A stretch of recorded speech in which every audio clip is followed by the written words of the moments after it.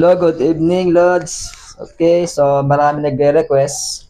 So, paano ba ang mag-staking o gumamit ng spot grid dito sa Bybit? Okay, yung nakaraan sa Binance yung ating ginamit.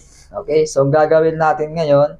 So, ito yung tutorial how to spot grid dito sa Bybit. So, kailangan meron kang funding na USDT dito sa funding. Okay, so meron tayong 38. Ayan. Okay, so dito walang depende sa spot grid kasi meron siyang minimum eh. Doon sa Binance ang minimum doon so $420.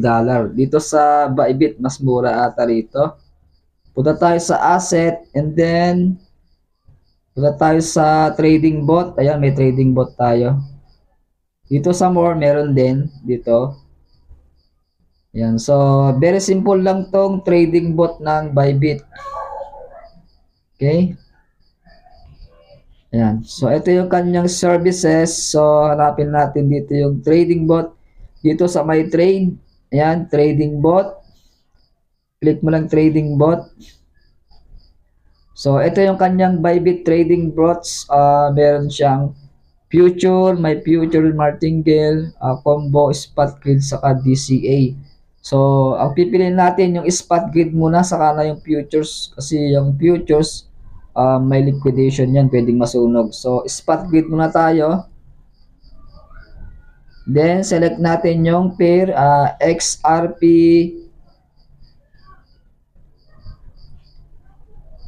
So, XRP, lumabas na, XRP USDT. Ayan, so, pipili tayo ng AI strategy. So, meron siyang minimum, $33. Okay? So, meron tayong 38, try natin, ayan. Yeah, minimum $33. So, naka-bear market yung XRP $3.1. So, yung price range niya, so magti-trade siya between 1.99 to $3.4. Ayan. So, yung interval niya 0.06.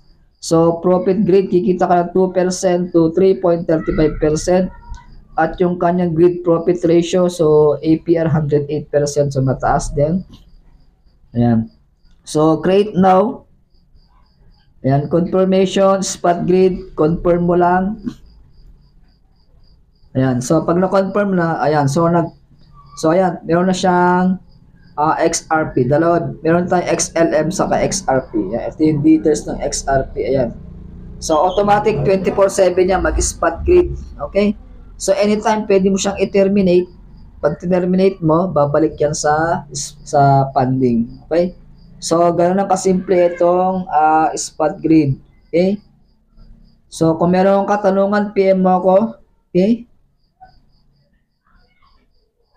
So, ito yung XLM. Meron tayong kitang $X.32 kahapon lang tayo nagkuhan. 70 investment. Ayan. So, hayaan mo lang yan. So, ito, long term to. Anytime pwede mong i-terminate. Pag terminate mo, babalik siya sa funding. So, ang momentum nasa bear market. Okay, katatapos lang yung kanyang yung speech ni Donald Trump sa inauguration. So, ang Bitcoin na nanatiling $102. Balikan natin yung Bitcoin. BTC. Ayan, so nanatiling consolidation sa $103 today. So, katatapos ng speech ni Donald Trump. So, ang bull market pataas na naman siya dito sa 15-hour chart.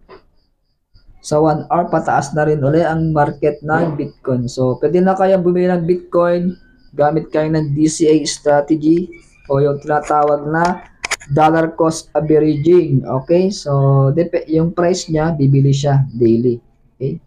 So, meron na akong video ng DCA, meron tayong spot grid. Yan mo lang gagawin nyo sa mga beginner. Okay? Ayan.